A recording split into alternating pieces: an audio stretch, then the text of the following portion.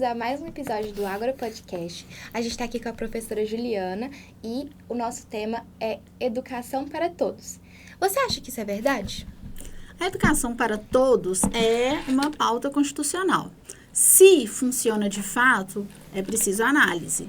Nós, diante de dados que temos, sabemos que a educação ela é ainda restrita, o que exige uma discussão para que seja solucionado. Como pauta constitucional, como artigo constitucional, funciona. Na teoria. Na prática, não. E aí, por isso, nós vamos discutir, certo? Sim. Exato, né? Só que o negócio não é discutir se a educação chega para todo mundo, né? O negócio é educação de qualidade, que é o que é necessário. Porque não adianta você comprar, por exemplo, 5 maçãs, mas 3 vêm podres. Sim. E equitativa também, né? Ser igual para todos. Eu acho que, além do fato de, vejo que, além do fato de a educação precisar chegar para todos, ela precisa chegar com qualidade, concordo, mas ela não chega para todos. Vamos pensar em pessoas de população ribeirinha.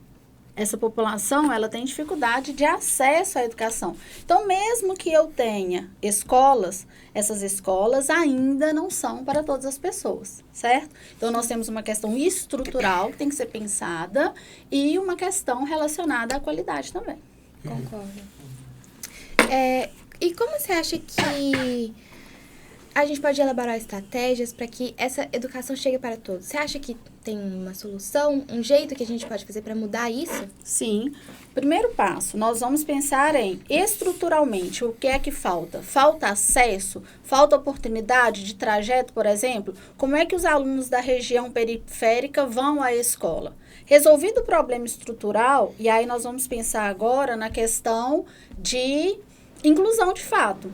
Todos os alunos aprendem da mesma forma? Crianças, adolescentes com um tipo de transtorno, eles recebem a mesma educação? Por isso a gente fala em igualdade e equidade. Eu preciso ofertar para todo mundo, mas eu preciso que cada um receba aquilo que necessita conforme as suas especificações. Isso tem sido um grande problema no Brasil, né? Por não ter muita equidade com as pessoas, não atender cada problema de cada pessoa. É um problema muito grande para a nossa sociedade. Como a Helena disse, a educação no Brasil não é igualitária para todos, tanto que você vê no norte e nordeste do país, a educação é bem mais fraca do que ofertada do que no sul e no sudeste, que tem nível de educação bem melhor, dá para uma série de fatores, tipo infraestrutura, investimento do governo, uma série de fatores. As escolas, mais longe do centro urbano, onde as cidades grandes tem menos estrutura, tem menos professores bons, de fato, né, com uma estrutura boa para o ensino, e eles acabam sofrendo por não estar em uma área urbana, um centro. É isso, a gente tem que pensar sempre. As regiões periféricas, elas sofrem por conta dessa questão do acesso, né? E ainda a questão da preocupação em apresentar de fato para a sociedade aquilo que o povo precisa. E aí a gente vê a educação sendo pauta de troca de voto, por exemplo. A educação está sempre em discussão porque ela precisa ser melhorada. E essa discussão existe por quê? Porque ainda não há investimento suficiente. A educação não chega ainda para todos, ok? Não chega no sentido de não estar lá e não chega no sentido de não ter qualidade. Eu trabalhei por muitos anos, acho que 8 anos, em uma escola de região periférica. E o que a gente vê é que vai muito além também do papel do Estado. Porque o que acontece? Muitas vezes a escola está, não é? E as famílias, por não crescerem em um ambiente que veja na educação o valor, essa família não incentiva a criança a ir. Não é? A gente sabe que existe uma realidade de trabalho infantil no nosso país, a gente sabe que o homem é produto do meio em que ele vive. Então, essa educação, como está lá na lei, ela precisa partir do Estado, sim, obviamente, mas ela precisa também ser incentivada pela família. Lembrando que a família precisa ser instruída sobre a importância da educação. Hoje a gente tem programas sociais como Bolsa Família que incentivam, que funcionam como incentivo para que a família deixe o filho na escola. Mas a gente sabe que isso só não é suficiente, ok? eu por vir de uma cidade periférica, né, longe do centro, eu confirmo isso, que tem muitas crianças que elas têm uma certa responsabilidade de trazer o dinheiro para casa. Então, elas não têm como, né, ir para a escola. Isso gera um certo sentimento de culpa e também elas não têm vontade nenhuma de ir para a escola. Além da falta de incentivo, tem esse sentimento de remorso, de ser um peso para os pais. Então, elas querem, de todo jeito, trazer o dinheiro para casa, não se sentir culpadas dessa certa forma. Mesmo porque, muitas vezes, essas crianças veem o pai trazendo dinheiro sem ter acesso à educação formal. E aí, aquilo vira círculo vicioso, né? Eu sou um pai que não acessei a escola, e aí o meu filho reproduz esse caminho, que se não for cessado, muitas vezes pode gerar uma comunidade em condições precárias, financeiramente mesmo falando. Porque sim, existem aqueles que ascendem socialmente sem a educação formal, mas é a realidade de uma minoria. E aí, se as pessoas acreditarem que sem educação elas podem chegar, a gente não vai conseguir reverter a situação. A gente só vai conseguir reverter a situação com isso aqui que a gente está fazendo. Tira o tema da invisibilidade, discute a questão, encerra o silenciamento e aí a gente começa a encontrar soluções. Hoje, o que a gente vê? Tem aquele plano do governo, Trilhas para o Futuro, sabe? Que pagam para, além do jovem estar fazendo ensino médio, ele também faz um curso técnico. Ou seja, tira um pouco dessa responsabilidade, né? De ai meu Deus, estou indo para a escola, não estou trazendo dinheiro para casa e o sentimento de culpa. Aí, para você ter esses Trilhas do Futuro, tenho quase certeza que você precisa estar cursando o ensino médio. Então, é um jeito de você ter o acesso das disciplinas extracurriculares e também um curso técnico para você já ter uma base, assim, depois da escola. E também tira um pouco desse problema, né, de trazer dinheiro para casa, do trabalho infantil. Oi, Helena, você falou isso, eu lembrei de alguns programas que o governo brasileiro criou nos últimos anos. Tem como, por exemplo, ProUni, que oferta bolsa para gente quer fazer faculdade particular, o FIES, financiamento estudantil, e agora que surgiu tem pouco tempo, que o pessoal apelidou, não sei se esse nome mesmo, pé de meia, que dá, não sei se é 5 mil reais pro estudante de escola pública do ensino médio, final do ensino médio, pra poder usufruir desse dinheiro. Sim. Querendo ou não, é um bom pensamento, mas eu acho que não é o suficiente. Como que esse estudante vai sair de uma escola, esses 5 mil, tem como ele pagar um cursinho? Uhum. Tem como ele investir esse dinheiro de uma certa forma? Porque a escola pública não tem uma base no nível de escolas privadas. Uhum. A gente não pode negar isso. E isso é muito triste, porque o governo dá 5 mil reais ele não tampa toda a falta de investimento que ele deu ao longo do ensino médio desse adolescente. Porque o que acontece? Hoje a gente tem uma série de programas, né, que vão incentivar os jovens a cursarem faculdade. Beleza. Mas a gente tem que pensar assim, será que esse jovem ele vai receber, igual o menino faz o ProUni, né, e aí ele começa a estudar. Mas ele está lá estudando, esse tempo que ele está estudando, ele podia estar trabalhando, né? Igual a Helena falou, podia estar trabalhando. E aí, o que acontece? Se a gente não tiver uma base toda formada, eu sou filha de escola pública. Eu fiz toda a minha base educacional em escola pública. Mas eu tinha uma família que me dava suporte para isso, o que a gente não vê. Eu estudei numa universidade federal e durante o meu curso, a minha graduação, eu não trabalhei. A não ser lá no final por escolha, mas eu não precisava trabalhar. E o que a gente vê é que isso não é a realidade, não é a realidade das pessoas. Então é fácil a gente vir falar que sim, a educação é uma garantia para todos. O fato de estar no papel é muito diferente do que a gente vê na prática. Eu estudei com muita gente que não deu continuidade aos estudos. Por quê? Porque precisava colocar comida em casa, porque não tinha um pai para sustentar a casa, porque chegou a um certo momento que não via mais futuro ali. Então, tudo isso tem que ser pensado, fora as outras questões, né, gente? Porque a gente está falando muito aqui da questão financeira, mas a gente tem um outro fator também que está relacionado, por exemplo, às pessoas com deficiência, a educação de jovens adultos para aqueles que não puderam estudar no tempo devido. Também tem um problema de juntar muitos alunos dentro de uma sala só, sem levar em consideração que cada um tem um ritmo diferente de aprendizado, sem levar em consideração que algumas pessoas podem ter facilidade, tanto algumas pessoas podem ter uma certa, talvez uma deficiência e não ter uma estrutura para ajudar essas pessoas que têm dificuldade no aprendizado. Sim, isso nem é um problema da rede pública. Na rede particular, a gente também vê esse tipo de situação. Por quê? Porque numa sala de aula existe a diversidade. E aí, dentro dessa diversidade, a gente precisa ofertar aquilo que vai suprir a necessidade. Muitas vezes, a criança está dentro da escola particular, tem alguma deficiência, precisa de acompanhamento específico, e a família, às vezes, nem sabe disso, ou ainda não aceita isso. E aí, a gente não consegue fazer essa criança acompanhar a turma, né? Então, se, por exemplo, o menino tem um transtorno relacionado à matemática, descalculia, por exemplo, que é um transtorno de aprendizagem. E aí, muitas vezes, ele é taxado de, vamos colocar no popular, de burro, né? Ele é taxado de burro. E aí, quando ele chega a 14 anos, por exemplo, ele desiste. Ele fala, não, isso não é para mim. Então, a gente vê o problema do entendimento de educação para todos como a educação não é para mim. Eu não aprendo matemática. Mas talvez ele não aprenda matemática porque lá na base ele não foi diagnosticado com um transtorno e não recebeu suporte para superar aquilo ali, para passar aquela barreira. E do mesmo jeito que existe a descalculia, existe a dislexia, né? Existem uma série de outros transtornos relacionados à aprendizagem que precisam ser considerados, e não são. Sim, sabe outra coisa também que a gente pode trazer aqui no ciclo, nesse círculo?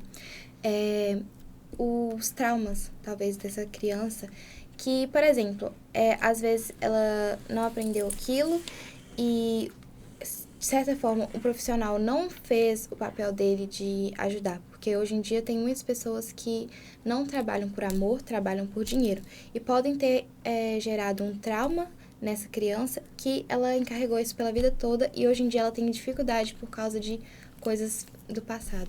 Uma coisa que é importante, tipo assim, os pais. Tem os pais, tipo assim, que não aceitam que a criança tem, tipo, eu tenho TDAH. O meu pai no início não aceitava que eu tinha TDAH. Então, tipo, porque por um fato de ser genética, ele também falava, se ela tem, eu tenho, então eu não quero, tipo assim, aceitar que ela tem. E aí porque vai acabar prejudicando. Sim. Ele vai não tá aceitando ele próprio, sim. sabe? Eu volto lá naquela minha fala do início.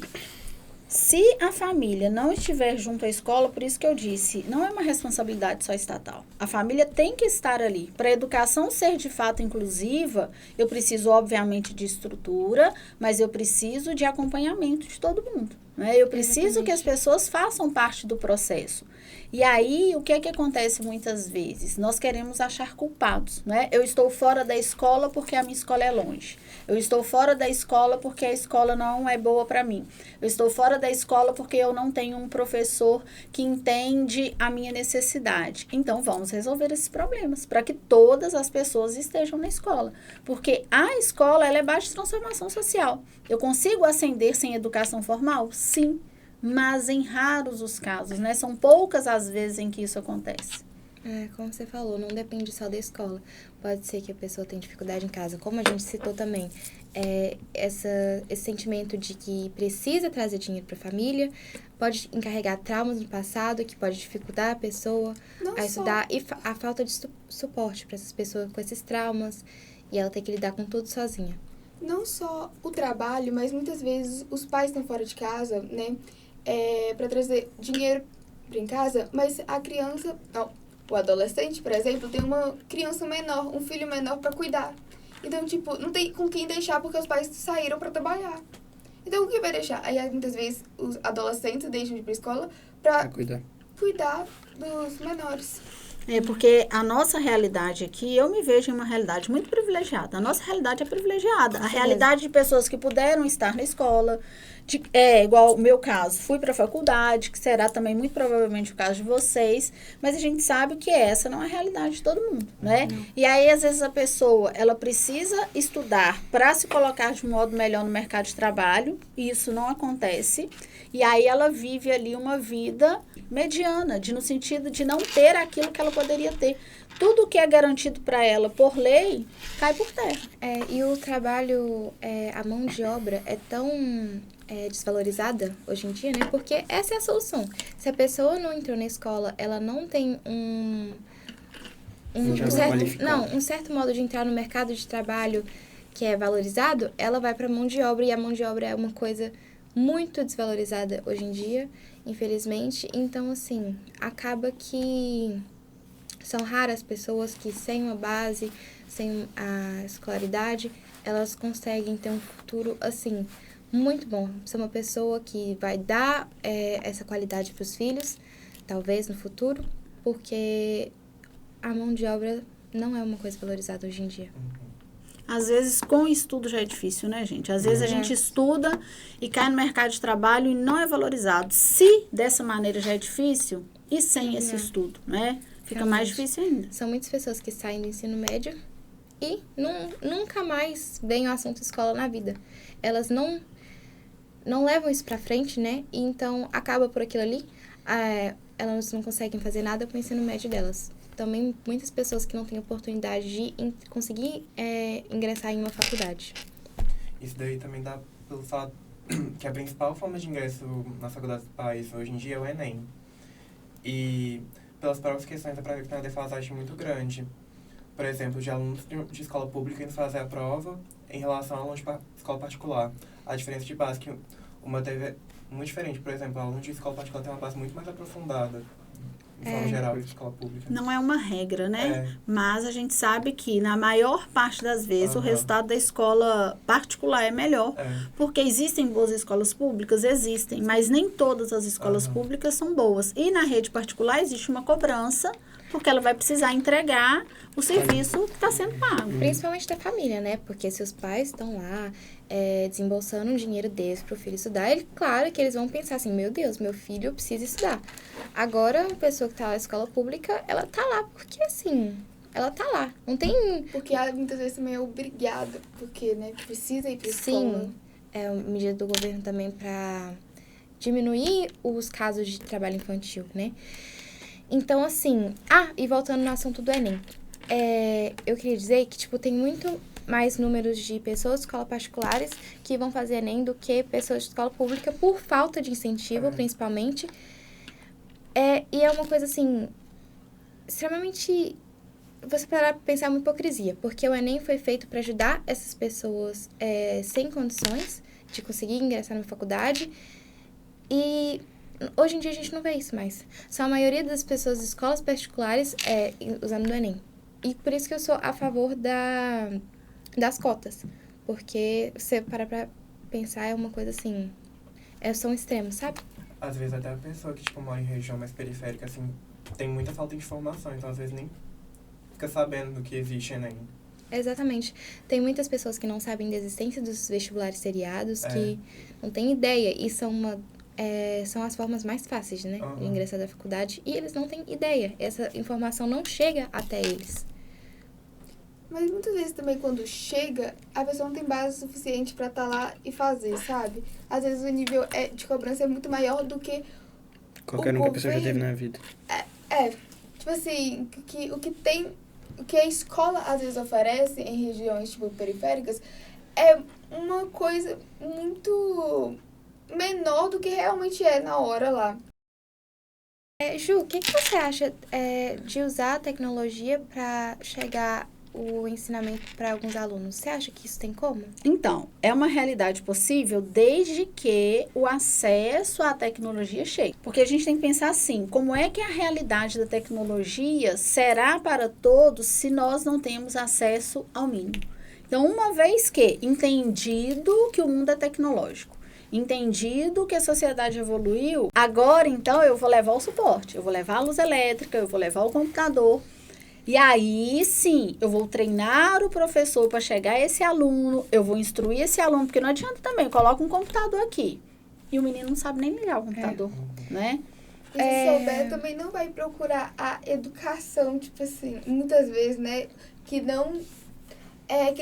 muitas vezes os alunos também não importam com a educação, tipo assim, não importa com a escola. Aí se chegar também um computador, um celular nas mãos dele, eles vão mesmo procurar, sabe, as informações, vão procurar aprender as coisas. Por isso que tem que se incentivar a importância da educação, tem que se falar sobre isso, né? A educação muda vidas, a educação transforma pessoas. Se eu bato nessa tecla, as pessoas começam eu não vou acender pelo futebol, eu não vou acender com dancinhas no TikTok, eu vou acender pela educação. A minha história está aqui para isso. Eu sou de uma família de pai e mãe sem ensino superior. Hoje eu tenho uma vida extremamente confortável junto ao meu marido, que também é de uma família de pai e mãe sem ensino superior, porque nós tivemos acesso à educação pública, porque nós somos filhos de universidade pública, e conseguimos trabalhos que nos remuneram bem, o que também não é a realidade de todo mundo. Não significa que fiz faculdade, vou receber um salário adequado. Isso precisa muito ser incentivado na cabeça dos jovens, né? Essa questão da educação dar um futuro bom para essas crianças. Mas é porque muitas vezes os exemplos que eles têm na vida deles é de pessoas que terminaram a escola, terminaram a faculdade e não conseguiram exercer aquilo que ensinaram, né? Então é sempre importante estar lá incentivando, falando que não, educação vai ser um avanço para sua vida, vai melhorar a sua vida, muitos casos, né? Porque, assim, é muito difícil, hoje em dia, uma pessoa que não tem uma base muito boa, uma escolaridade muito boa, se sobressair. Além disso, né, desses jovens não terem acesso à tecnologia, não adianta nada essas novas implantações que o governo está fazendo, que muitas vezes ele está fazendo simulado nas escolas e está juntando todos os conteúdos no Enem, colocando em sites, videoaulas, sendo que essas pessoas que não sabem como mexer na tecnologia não tem como acessar.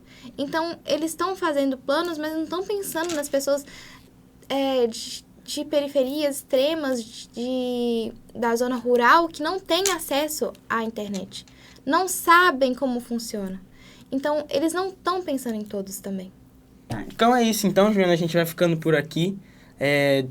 Depois de você ter explicado, né, o seu ponto de vista sobre toda essa situação, a gente trouxe um presentinho pra você ali. Olha! Que chique! Rústico. Ai, que linda. Arrasou. Muito obrigada, agradeço pelo convite. Acredito que essas discussões são válidas. E necessárias. Sim, quanto mais discutimos temas relevantes para a sociedade, mais a sociedade pensa, se torna crítica, consciente. Nós precisamos evoluir enquanto pessoas. Quero voltar outras vezes.